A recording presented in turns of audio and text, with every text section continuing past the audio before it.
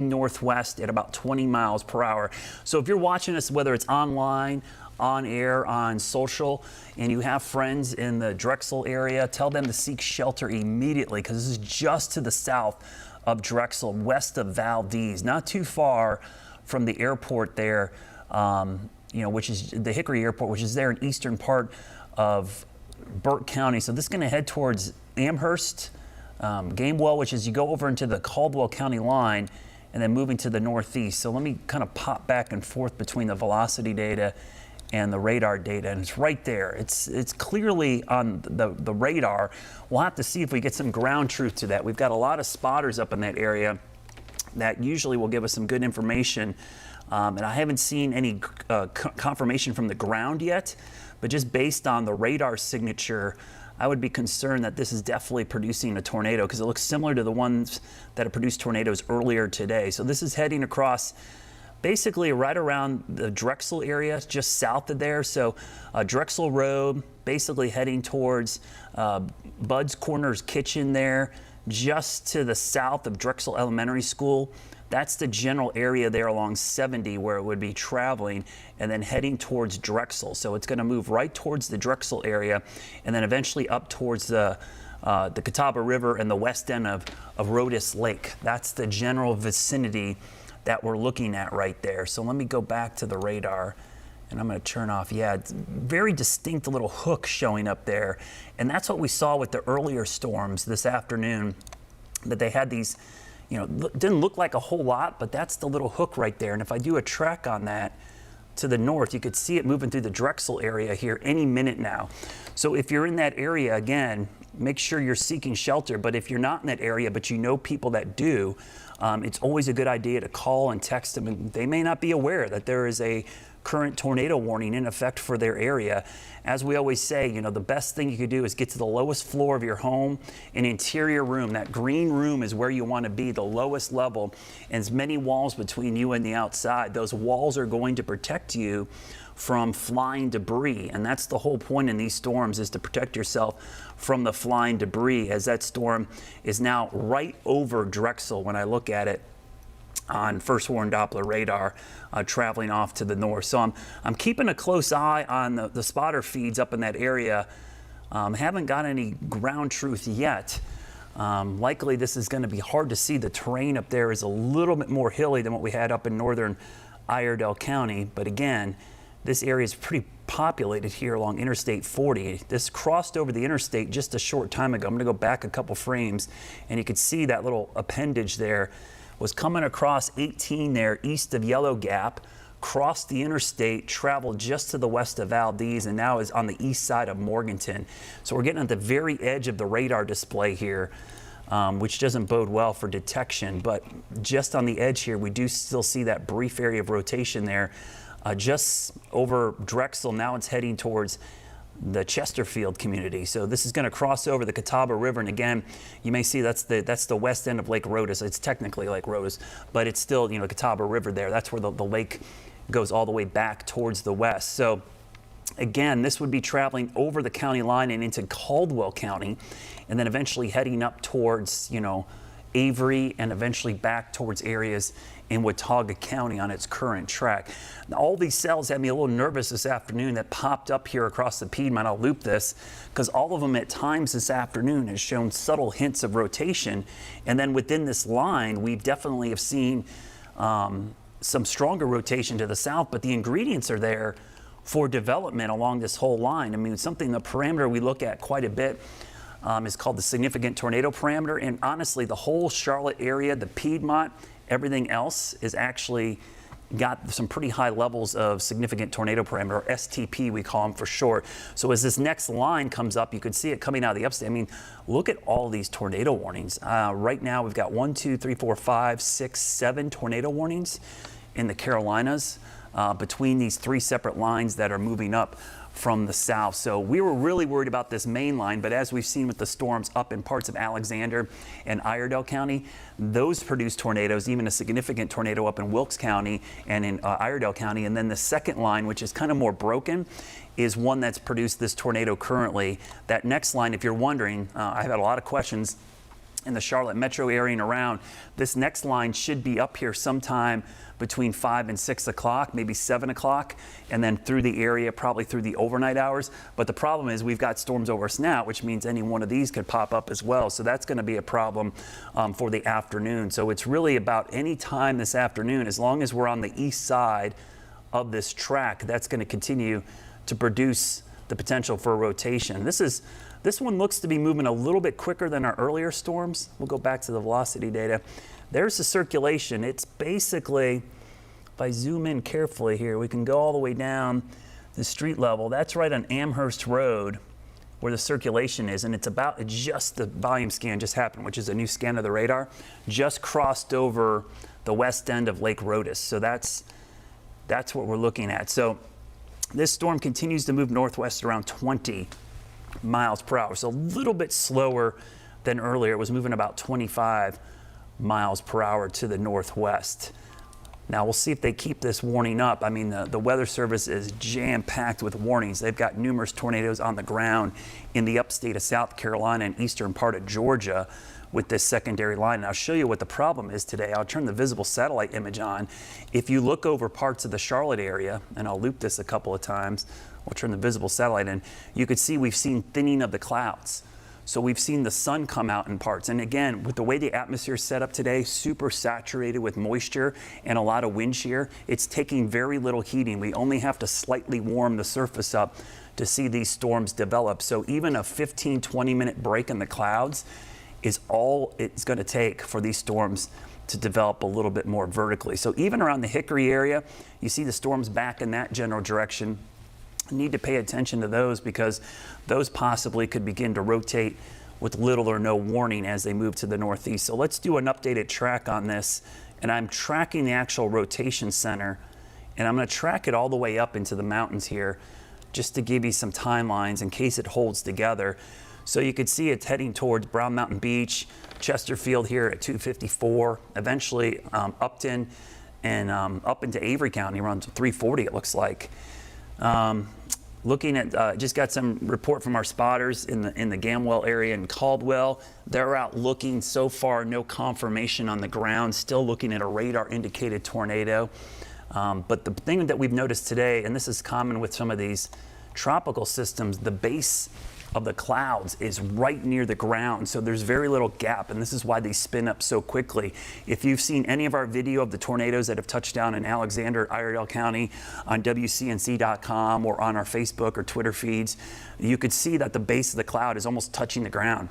And then you see that brief little spin up as the funnel actually drops down and moves down to the ground. So these are going to be really close to the ground, and so if there's a hill or even trees, you may not know that this is actually a tornado. It might just look like it's basically a cloud touching the ground. So we're seeing more of these warnings pop up across the Carolinas. As I widen this out, you can see a couple more warnings up towards the Virginia border. And then with this line stretching from the upstate of South Carolina back down into parts of Georgia. So Bill, we've seen a lot of these storms popping up this afternoon, and some of these have crossed major interstates. They've spun up quickly, but we've seen a lot of confirmed tornadoes, not as many of the radar indicated tornadoes. This is all part of that tropical, what was the remnants of Fred? Yeah, so this is all part of Fred. The remnants are still back here in parts of the upstate and back here in parts of northern Georgia. So this is the video from earlier today. Thanks guys for turning this around. I am going to have to grab some water here in a second. Yeah, no, I'll take over for you here for a minute. I mean, go get some water. This is pretty compelling video here. This is Old Mint Road, located in Iredell County. This is Brandon Pope shot this video. This is Alexander County Public Safety. They received reports of a tornado in this area. This was approximately 11:45 this morning. Emergency service crews, they're out there. They conduct this preliminary assessment, as Brad always talks about.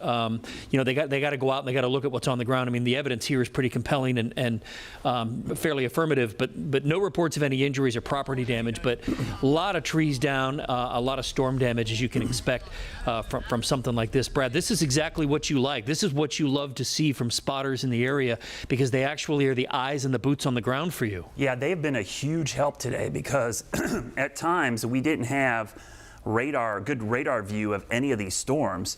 So the spotters on the ground were actually our best eyes and actually prompted some of these warnings. So, that's why spotters are really, really valuable. Oftentimes, we see these storm chasers and people always wonder, why are they doing that? Well, it's really valuable. And honestly, to the public in general, more people react to seeing these videos than to look at my radar. Like, I know what I'm looking at here, but a lot of times the average Joe, we don't understand what you're seeing. I mean, you're very good with the explanations and the hooks and the arrows that you draw, but seeing something like this is a lot more definitive for somebody who's in the area that may be hearing a siren. Yeah, absolutely. And we just know, just human nature, people respond to pictures and video much better than they do the radar display. Even though I may say, I know there's a tornado in this cell, when you see the actual video, people are more likely going to seek shelter. So this is really valuable. More people will seek shelter because of seeing this video than seeing the radar display. Now, I'm just getting some reports in from areas in the Valdez area from our spotters up there. Daniel, thanks for sending that in. Reports of trees and power lines down on McGalliard Falls Avenue, which is in Valdez. That's in the Burke County area. So that would have been right where that circulation is. And that's another way you can kind of start to confirm when you see radar line up exactly with where the damage is, something's happening there. So that was as it was crossing over the Valdez area. It's already past Drexel. Now it's about to cross the county line, and it's going to move into Caldwell County. So Burke County, you're almost out of the woods for this cell. But if you live west of Lenore, and let me zoom in carefully here. And again, we had a lot of spotters right around the Gamewell area, Collettsville, Brown Mountain Beach. Collettsville Fire Department, they have a good group of spotters in their fire department there. So I know they're paying attention really closely to this, and they're probably keeping a good eye on that as well. The fact that we've had some trees and power lines knocked down in that area tells me we probably had a brief touchdown at the very least. And if you saw the video earlier, we showed you some of that video from Iredell County. It was fascinating for me to watch as the tornado spun up and then dissipated, then spun back up. It's almost like, when you let the water out of the bathtub and you see the whirlpool form. It goes away briefly, then it comes back. That's kind of what's happening in Mother Nature here. So this was probably the best video we had of that tornado, and you could see how low the cloud base is.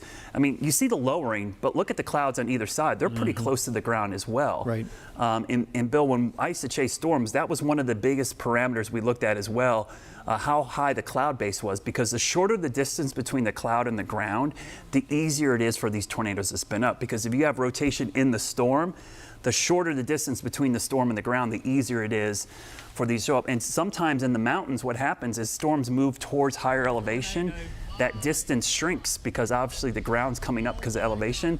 You can see storms kind of start to produce what we call tornado genesis as they move up slope. So when we see a storm like this in Burke and Caldwell County, moving from a lower elevation to a higher elevation, most people have this myth that the mountains sometimes block tornadoes. That's what I always heard. When they move from lower to higher, it actually increases the tornado risk. So we see this in northeast Alabama, Georgia, upstate of South Carolina, and here now in parts of the Carolinas. When the clouds are that low, it makes it more difficult to spot a tornado. Because, the Midwestern tornadoes that we see have these long funnel clouds. This was different because the clouds are so low to the ground. Yeah, and that's what I was worried about in this area, because it's much more hilly up here.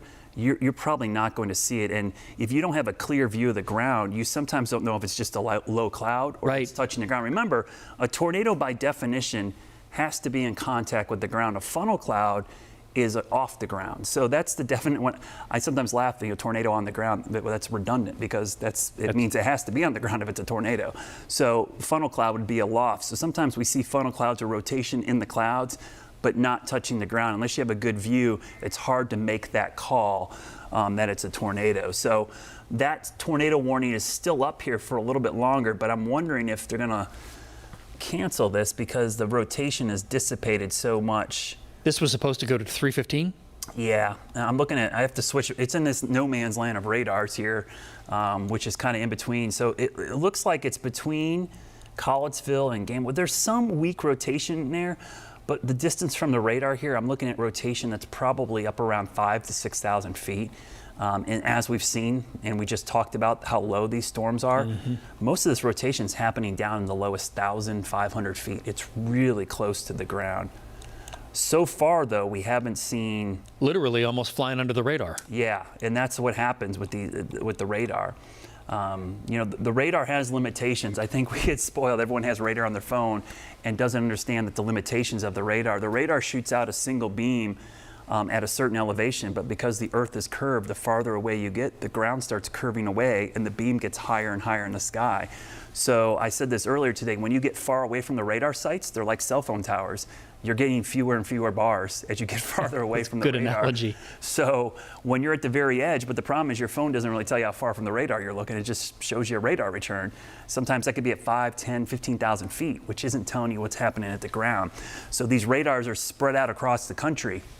In our area, there's one in Greer, South Carolina, one in Blacksburg, Virginia, one in Raleigh, and one over in Knoxville, Tennessee. You've talked about this a lot. We've all Yeah. talked about this and the need for more radars that cover more area for the lucky- reasons you're now describing. Yeah, we're lucky we have a smaller, kind of lower quality one near the airport they use for microburst detection for the airport. It's there for that reason, but it has limitations, but it's all the way down Mountain Island Lake. So the area we're looking at is really far away from the radars. And that's another reason the spotters are so valuable to us, because they're gonna see things that the radar isn't going to see. And today was a prime example where the spotters really were the heroes that they are. I mean, they trained for this and they gave us some great information today. So that circulation is over Chesterfield now, heading towards Piney. It's really moving up in elevation too. If you ever traveled up 321 from the Lenoir area all the way up to Blowing Rock, you know you're pretty much driving straight uphill. Yep.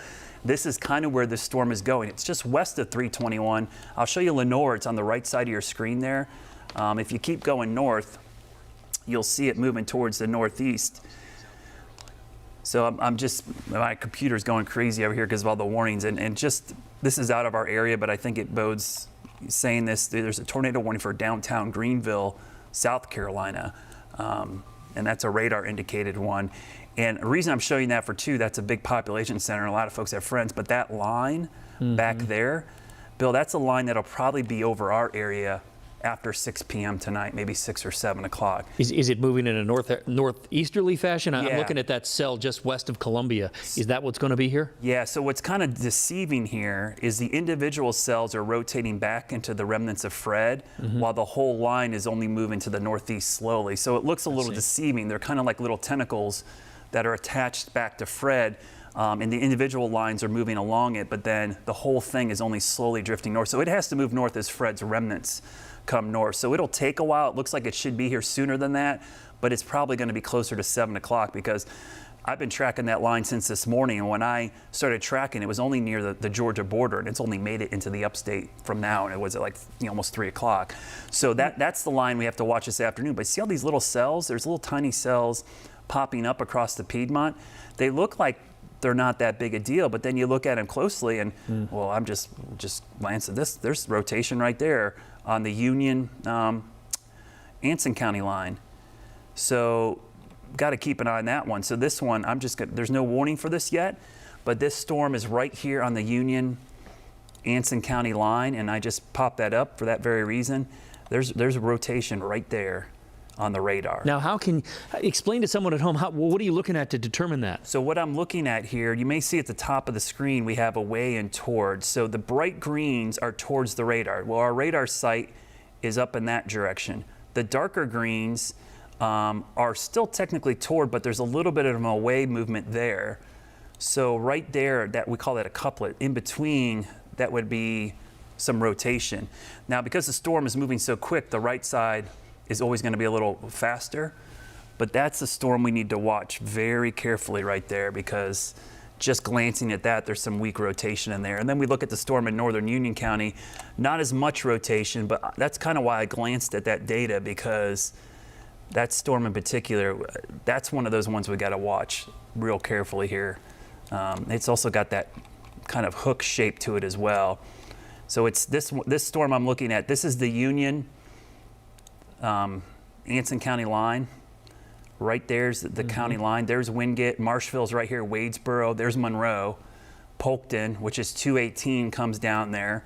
So it's about ready to cross 74. Yeah, so this is a storm to keep an eye on. But this is what I'm talking about. These are the type of little storms. And again, even these, it doesn't look like much, but it's one of the things I'm looking at the radar just to show you the kind of things when I'm looking at just the reflectivity. A kidney bean shape is a type of cell that is showing rotation. When you see the kidney bean shape, or kind of like a little crescent, that's a sign that you've got inflow coming into the storm and the storm's wrapping out. So that in and of itself is telling me there's rotation, at least in the mid-levels of those storms. And then we come up here to where we actually have one of those as well. And just to show you how that looks, we've got the kidney bean is oriented a little bit differently, but it's shaped like that. So those are the type of things that we're looking at radar. You gotta analyze the radar data a little bit, even the reflectivity, which is the greens and the yellows and stuff that people normally look at. The shape of the return is important. And then you look at the velocity data, which is showing the winds, and I have to switch to different, and you see if you have rotation in there. So there are some signs of rotation in these cells. All of them have weak rotation, but it looks like it's aloft. So that's why every storm today, until Fred gets off to our west, potentially could produce a tornado just because the ingredients are there. And remember the difference between a watch and a warning. I have my great cupcake analogy is, a watch. Let's see if I can find my graphic here, because people tend to figure out what watch and warning means if you bring food into it, Bill. So a cupcake watch would be like a tornado watch. The ingredients are there to make what you're worried about.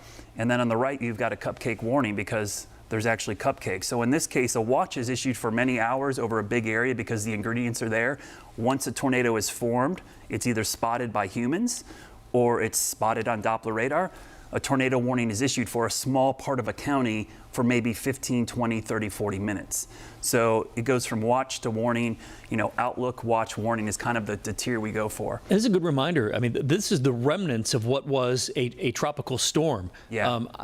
We've seen hurricanes not produce as many warnings. Yeah, and what really struck me yesterday was I saw this threat kind of unfolding today a little bit yesterday, but when the storm made landfall, there were very few tornadoes down in Florida or southern Georgia. And then overnight and this morning, we had several tornadoes touch down around Atlanta, northeast Georgia. Now we've seen tornadoes in South Carolina and North Carolina.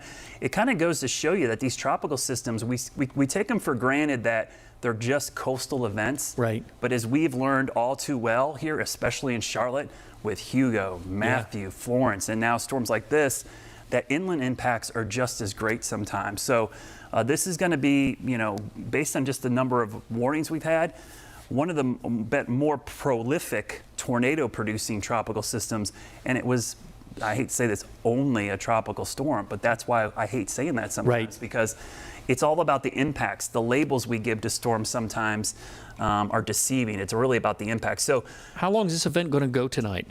Unfortunately, I know I'm asking you to look in the crystal ball, but just even a ballpark. I think it could be after midnight before we're totally in the clear. And as I mentioned, it's going to have to be when we see the system completely out of the area. So I'm looking at this cell right now. It's crossed over into parts of Caldwell County. There's still a little appendage there. And, the better answer your question, Bill, I think, if we widen it out, you see the remnants of Fred there north of Atlanta.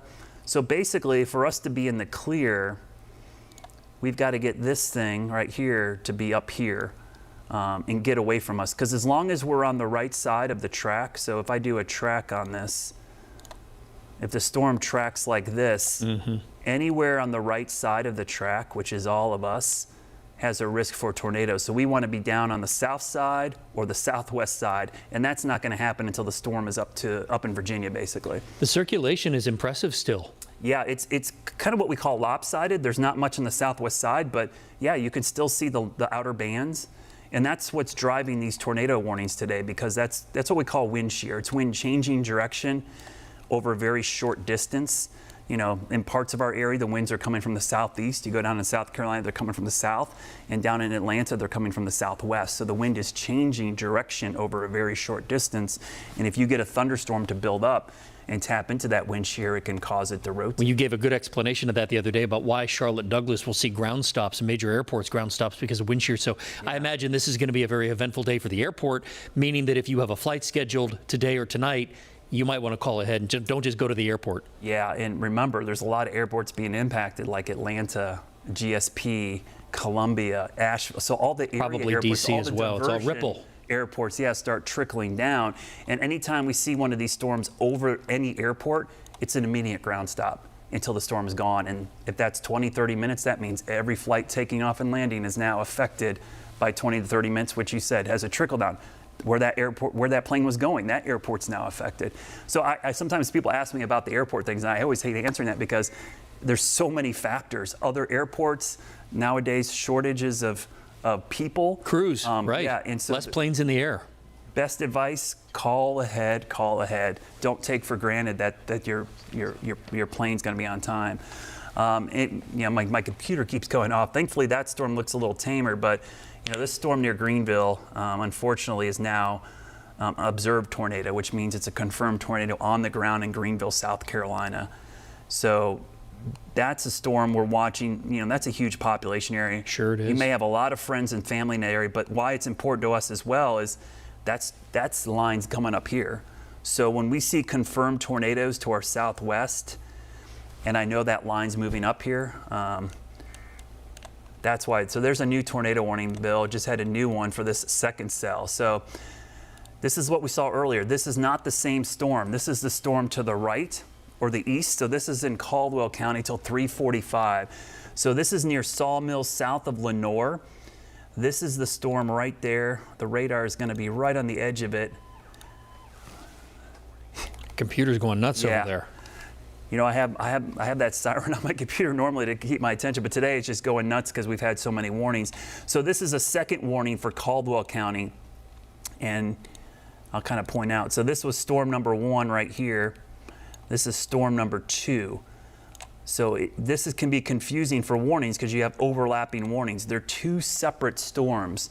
One near Sawmills and Lenoir. The other one is kind of near the Burke County line, and that one's weakening, to be honest with you. This cell right here is the one that's definitely starting. This one is heading right towards Lenoir. So if I do a track on that, that's going to be at Lenoir in about, I would say sooner. Sometimes I pause even putting these numbers on there. Remember, this is an approximate time. To be safe, I would always want you to add maybe plus or minus 10 minutes on some of these times, just because it can be there 10 minutes sooner, and I would wait it out 10 minutes after just in case, because we don't want you to get out of your shelter location. So Lenoir pretty much now until about 3:30. So that's kind of the next 30 minutes I want you in shelter in Lenoir. Eventually Patterson at 3:30 to 3:45, and then Yadkin Valley that keeps moving northeast. Hudson is pretty much right on you right now in Caldwell County. So again, this is a new tornado warning for Caldwell County. So we need you to stay in your shelter location until this storm passes, because this one has a little bit stronger now indication as the previous storm has kind of weakened a little bit. Storm number 1 is over here heading towards areas towards the Avery-Watauga County line, kind of going up towards the northern end of the Linville Gorge. And then Lenoir right here near Sawmills, right there, there's 64 and there's 321. So you've probably gone up this way if you've headed up to Boone or Blowing Rock. You're driving right through that area. That's where it's traveling right now. And again, looks like potentially some pretty strong rotation in there. So just checking some of the spotters here. Trying to see if we've got any more spotters. I haven't seen any more reports. We've had that one report in areas near Valdez of some trees and power lines down. That was the only one I've gotten so far. So we'll see. Unfortunately, this is heading towards the Lenoir area. Right there is the circulation. It's pretty much on 321. Given it's a mountainous area, are these storms capable of, and I don't mean to minimize tornadoes, but when we talk about an EF1, an EF2, Is there any type of context you can put any of that into? It's hard to tell based on these. They're pretty shallow, but they're probably in the EF0, EF1 range based on their depth because these are what we call shallow storms. They're not really tall. The rotation tends to be a little bit smaller. Deep rotation, which goes from the top of the bottom of the cloud, tends to produce the bigger tornadoes. So these little spin-ups that happen on the bottom just don't have as much power. But again, remember, But they have enough. Yeah, with Saturday, the microburst that happened in Charlotte, some of those had winds of 70 miles per hour. And people think because you say it's a microburst, it diminishes it. Well, that's an EF0 tornado. That's basically low-end EF1. So, EF0, EF1 will knock trees down, rip your roof off your house. It can toss mobile homes. It can cause some significant damage. And remember, the wind is part of the problem here, but it's what the wind picks up and throws that we're worried about. So if a 75 mile an hour wind picks up something large and throws it at your house or at you, that can, cause the damage to be a lot worse.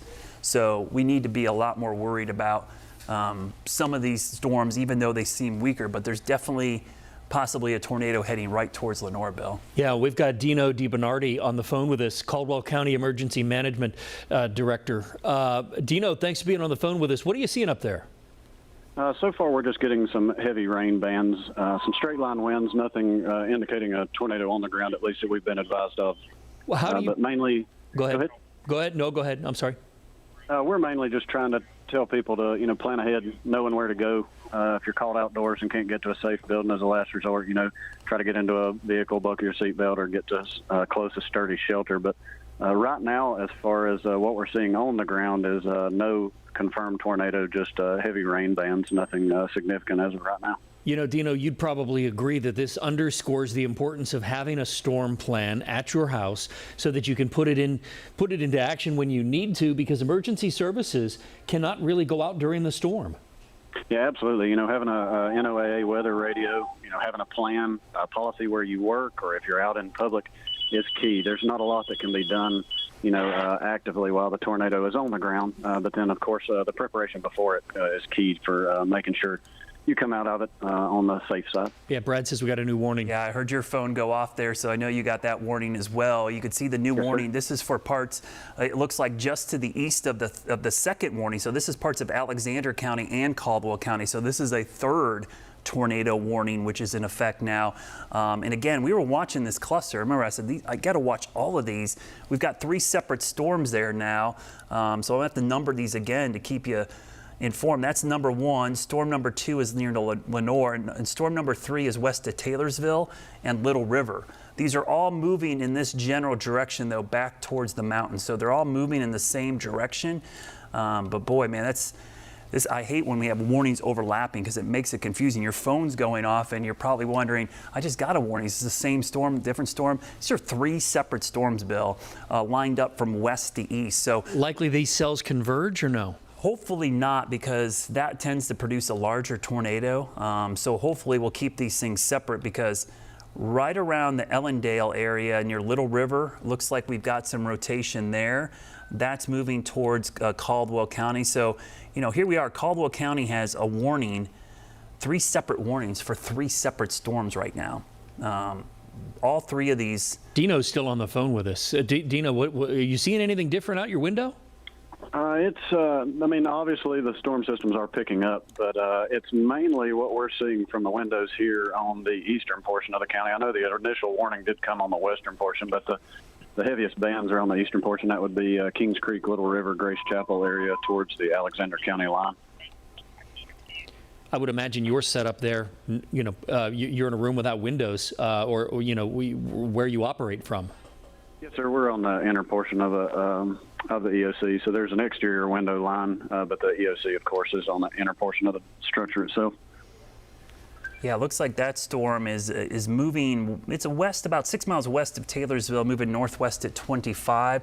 So it's basically right on the county line with Caldwell, near 64. So it's heading towards areas, Kings Creek, as you mentioned. It looks like it's moving directly at Kings Creek area based on its current track. And then the other storm The second storm is right over Lenore right now, so that one's moving northwest at 20 to 25. That's been kind of the general speed, 20 to 25 miles per hour. So while they spin up quick, at least the storm isn't moving. That's not really fast for a tornadic storm. When we've seen them move 45, 50 miles an hour, which is always tough for warning. These are tough to warn for a different reason, because they're forming quickly, not that the storm is moving quickly. So it's right. a little bit of a different setup. So again, 3 separate warnings. The first warning is going to set to expire here in 5 minutes. The other 2 are till 3:45. So that's a whole 35 minutes away that we still have these warnings for. But they are likely going to move across the county line, move into Wilkes County, and eventually got to be heads up on the eastern facing slopes of the mountains of Watauga and Avery counties. Those 2 areas potentially could see a tornado warning as well. Got some video from one of our best spotters up in the Burke County area, and it looks like, and he basically said that they got some around Highway 70 in Drexel. That's right where we got the power outage and the trees down. The video is kind of hard to tell, as we mentioned, Bill. It's not a tree line, but it does look like a funnel or a lowering over the tree line, but I can't tell if it's touching the ground. But that's that same area where the tornado warning was, and we also had damage reports. So we got some video to kind of match up with that, and you put the pieces of the puzzle together, and you kind of get an idea that something probably briefly touched down in that area.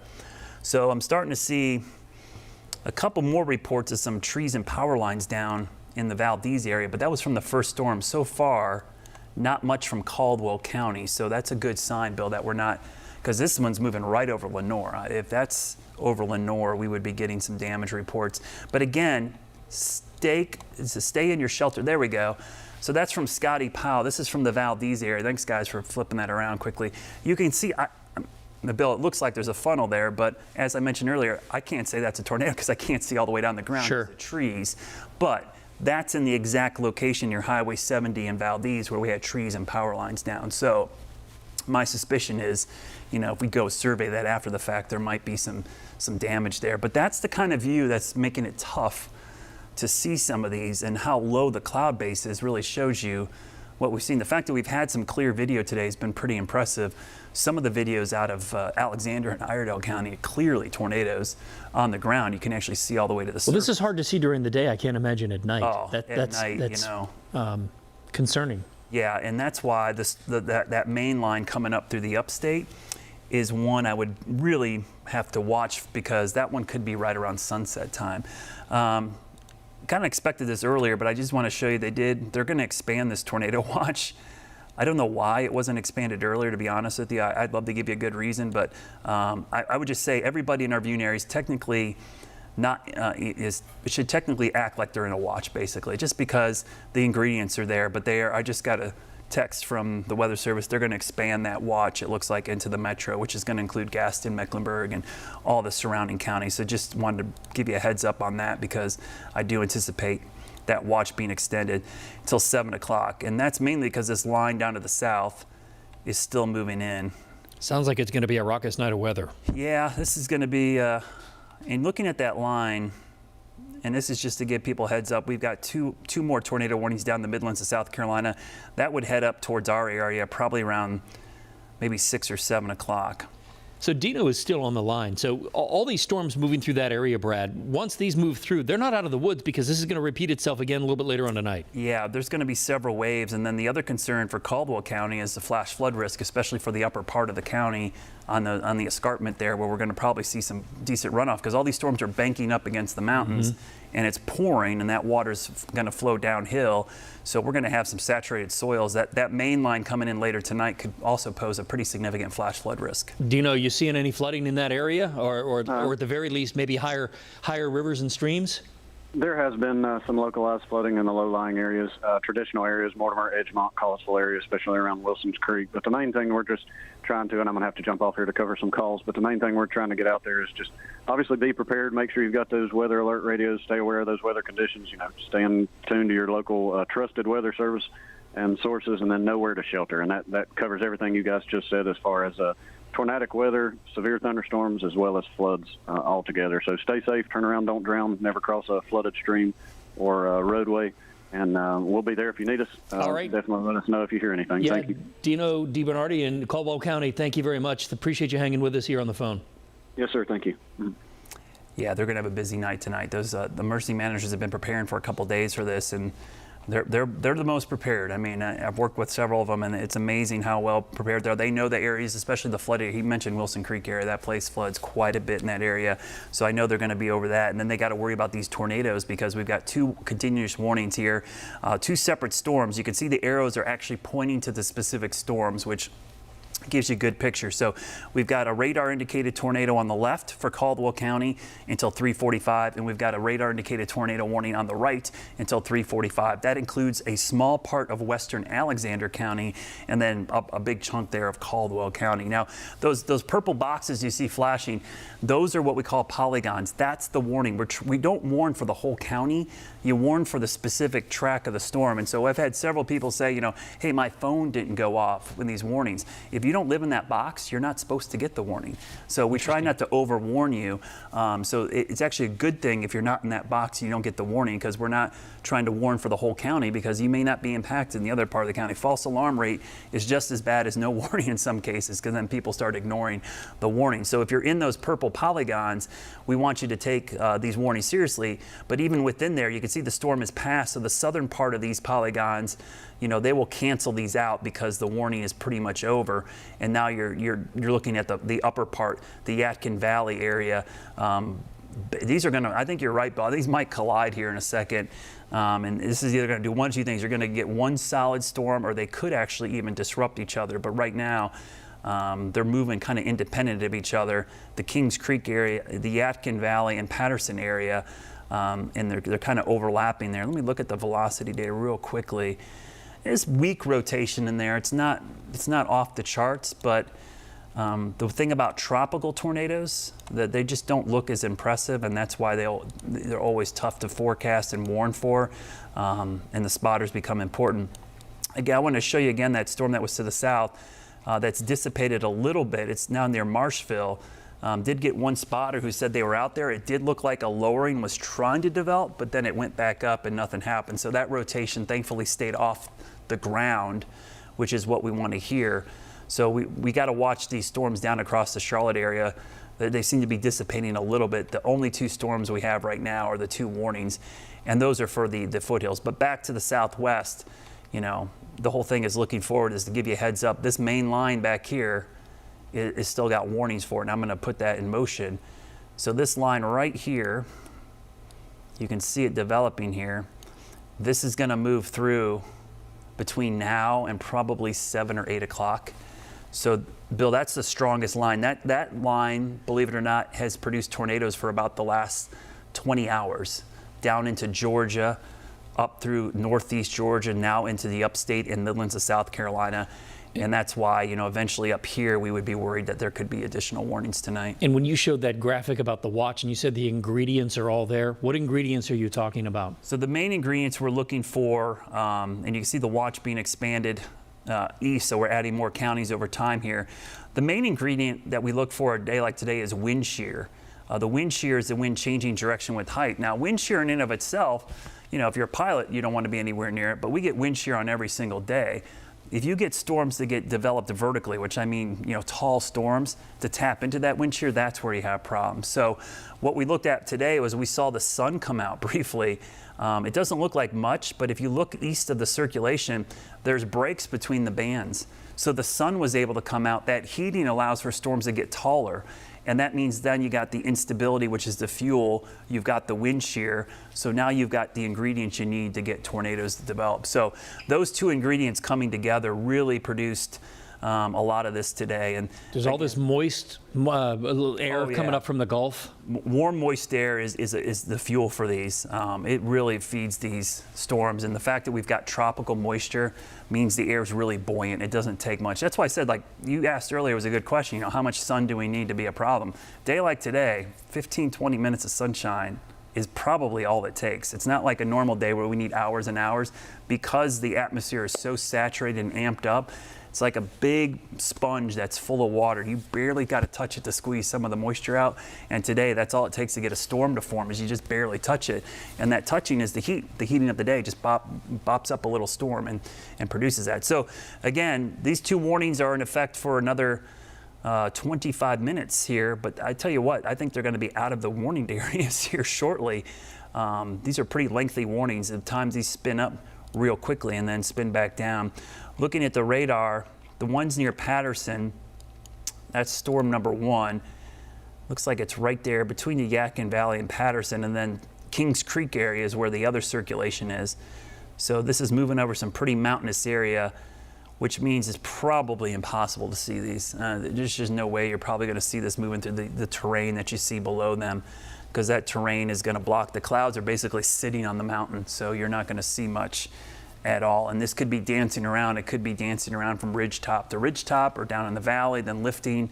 And that's what storms do. I think a lot of times you see tornadoes, you think they just stay on the ground forever. They do dance around and go up and down quite a bit. That's why the damage can be so. And the reason for that is? It's just basically because the circulation can't stay intact. They're actually, the fascinating thing about tornadoes, even though we get 13,000 on average a year. Wow. 1,300, excuse me, not 13, that would be a lot. 1,300 per year in the United States. We'd still need the perfect ingredient. So small little nuanced changes in the storm structure or inflow can disrupt it briefly, then it reforms. So the fact that little things like that can disrupt it, like even a gust from another storm, or just uneven ground can cause it to lift briefly. So that's why you sometimes see them dance around quite a bit, especially in this uneven terrain that they're moving over right now. So Kings Creek and Patterson is where we have the 2 tornado warnings. And again, they're up for about 24 more minutes, but they're probably not going to last that long, Bill. I'll be honest, I don't think they're going to be keeping these warnings up that long. Is it because of the storm speed? Yeah, they're weakening quickly, and they're going to be outside of the warning area. So I think you're going to see that coming down. One of my spotters up there in Burke County, some great information. Aaron, thank you. He's got some trees down between the west side of Valdez and Drexel. And so that's that same area. That's the area we were tracking earlier. Just north of 40. Yeah. So that's where that video came from Scotty Powell. It's also where we got our first damage report. Let me see if it's actually popping up in here yet. Haven't seen the damage report show up. So that's down in this area where we possibly, that's the Valdez Drexel area right near 70. There's the video. So that video you're looking at right now is roughly from Highway 70 west of Valdez near Drexel. That's where we just got the report of the trees and power lines down, and we had one earlier. So all this data comes, so that's the area we're talking about. That video basically came from right there. And that's where we had the tornado earlier. So let's go back a couple frames, and you can see right there. That's right where that storm passed over. And even if you're just looking at that video, I'm probably not alone in thinking, I don't really even see anything there. Yeah, you just see a little bit of a funnel, and it looks like some weak rotation. Right in the middle above those trees? Yeah, so just that little V shape you see right there. So in that little gap in the trees, it doesn't look violent. The thing about tornadoes, if you ever see them, and I get a lot of spotter reports of dark, we call them scud, or scary looking clouds. When you see the thing about tornadoes, they have to be rotating violently horizontally. Up and down motion is normal in every thunderstorm. That vertical movement is not anything abnormal. We see that all the time. Clouds move a lot. If you want to know if it's a tornado, it needs to be quickly rotating horizontally, which means side to side, going in a circle. Up and down motion like a wave. We see that with outflow boundaries and shelf clouds, we call them. Those are awesome looking clouds, and we jokingly call them scary looking clouds, but sometimes they're nothing. They're just scary looking clouds. So just a dark low cloud is not always a sign of a tornado. In fact, you want to see the storm moving like this rapidly. The more fuzzy it is and the more up and down movement, that's really just movement within the storm. So you can see the storm is now about moving out of the warning here. This one's exited this warning. This one's almost done. But Patterson and Kings Creek, your area, just about in the clear. Now it's going to head, both of these are going to cross Highway 268 here as we move up into parts of Wilkes County, the Yadkin Valley. And then you see Blowing Rock over here. It looks like this is going to pass east of you in Blowing Rock. So all our viewers in Blowing Rock, I would be on guard as well, but I would be careful that this storm is going to be really close. You might actually get a decent view looking off the mountain because this is going to be passing just east of the Blowing Rock area. Let's look south to see nothing sneaking up on us. You can get tunnel vision sometimes on these storms. The storm we're watching west of Columbia is one to keep an eye on. That's the one that's got a warning for it and had the warning near Greenville. That one is lifted as well, but that line will be here over the next couple of hours. So we might get into a little bit of a lull here, which will be nice. We'll get a little break here, I think, in the activity as some of these warnings are starting to be canceled. But we're starting to see that main line move up here. So we're not out of the woods yet, but I'm liking some of the trends here, at least, that the storms aren't redeveloping as quickly across the Piedmont. One of the things we didn't want to see is more storms develop down in this area over the next hour or so. And if we look at the visible satellite image, it looks like the clouds are filling in a little bit, though there are some breaks down to the south. So that's not something we want to see right now. Again, the tornado watch has been expanded to a few more counties, just to show you. Now includes most of the 321 corridor.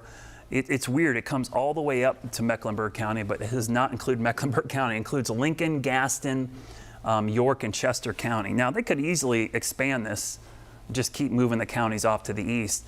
So don't be surprised. And you see Caldwell, Alexander, and Iredell aren't in there, but that's where we've had all the tornadoes. And just because you're not in the watch doesn't mean your risk for severe weather is eliminated. Yeah, we have a saying, if you're in or near the watch area, the risk is there.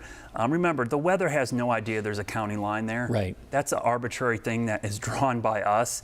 So, if you're anywhere near a watch, you're still in the ingredients are still there. The analogy I give you is if your kids were playing by the road, if they were right near the edge of the road, would you think they were safe even though they're not in the road? No, you'd want them way away from the road. So the safe spots are way away from that red line, not on the red line. You mentioned Blowing Rock there a minute ago. We do have a live picture from Blowing Rock. Yeah, so they're getting some rain, but the storm is off to their southeast, so I'd be interested to see as the storm gets closer. They're kind of in between storms right now, so that'll be an area to watch. But that storm is much weaker now. I'm just looking at the updated radar sweep and looking at the radar of both of those those storms have completely lost some of their energy, which is a good sign. There is no more rotation showing up in either of those storms.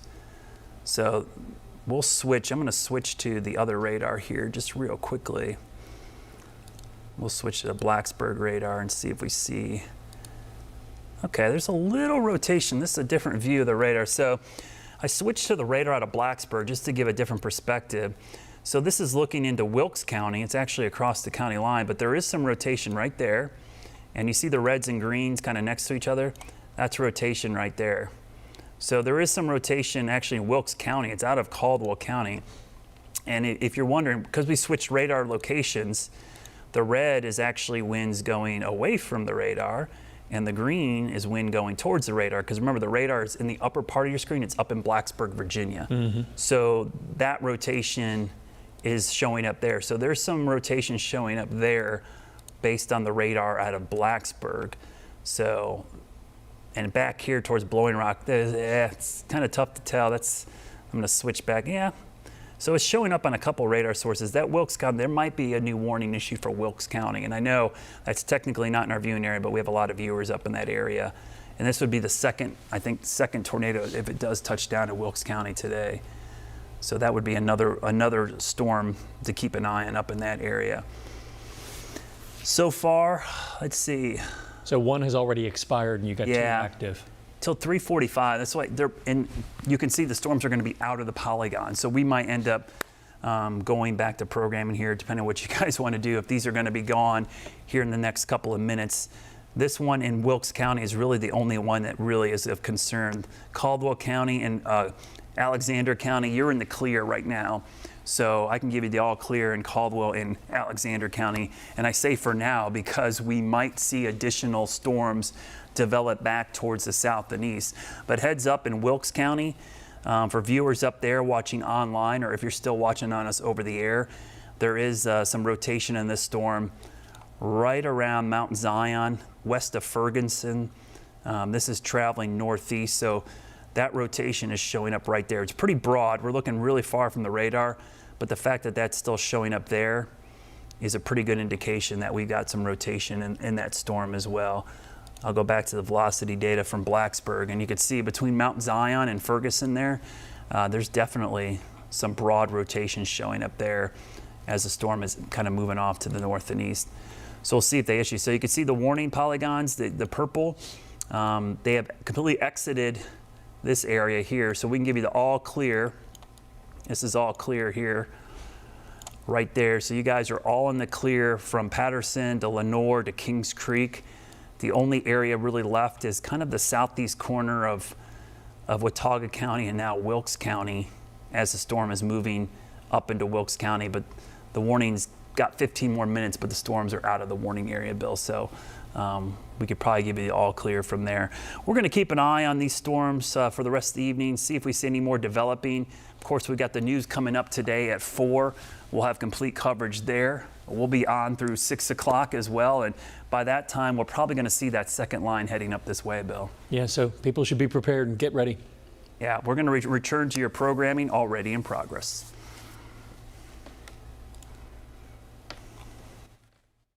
On the calendar in the matter of Mejia versus Mar Rodriguez, parties have been sworn in. Sir, have a seat, please. Thank you, Bert. I'm going to start with Mr. Marr.